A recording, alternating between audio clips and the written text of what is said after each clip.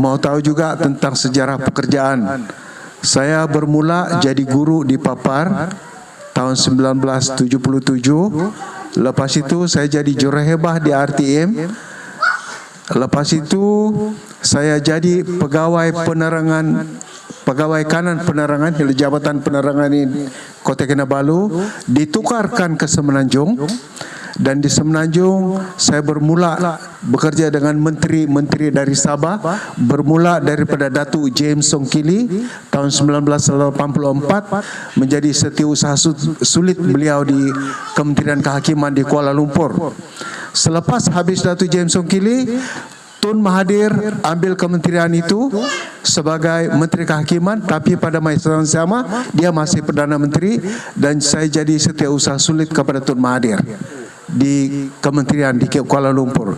Selepas habis Kementerian Kehakiman ditutup, maka Tan Sri Kasitah telah dilantik sebagai menteri di Jabatan Perdana Menteri, dan saya pun bertugas dengan beliau sepanjang beliau menjadi menteri sebagai setiausaha akhbar. Lepas Tan Sri Kasitah habis, Tan Sri Sakaran pula mengganti beliau di Kementerian Tanah dan Pembangunan Koperasi juga di Kuala Lumpur. Maka saya jadi ketua jabatan dia di Kementerian Tanah dan Pembangunan Koperasi. Dan selepas itu dia dilantik sebagai Ketua Menteri Sabah.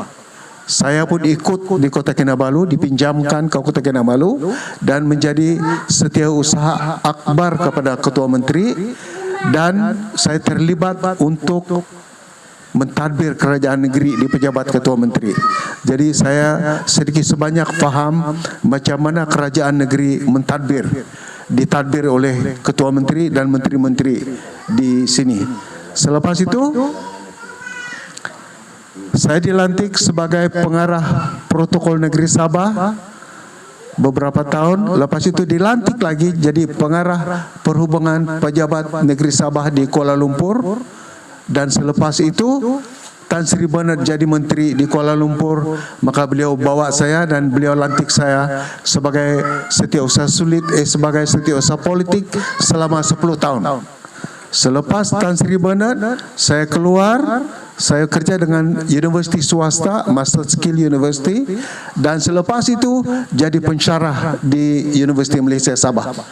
Dan selepas habis pensyarah, Datuk Iwan kena lantik jadi menteri lagi di KL, dan saya sekali lagi dibawa untuk bertugas dengan Datuk Iwan sehinggalah 2015. Dan selepas itu saya pensiun lah.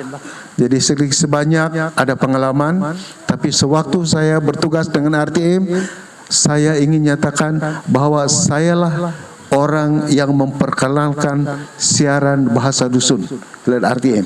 Yahana pina mula kapia di siaran bahasa dusun oleh RTM.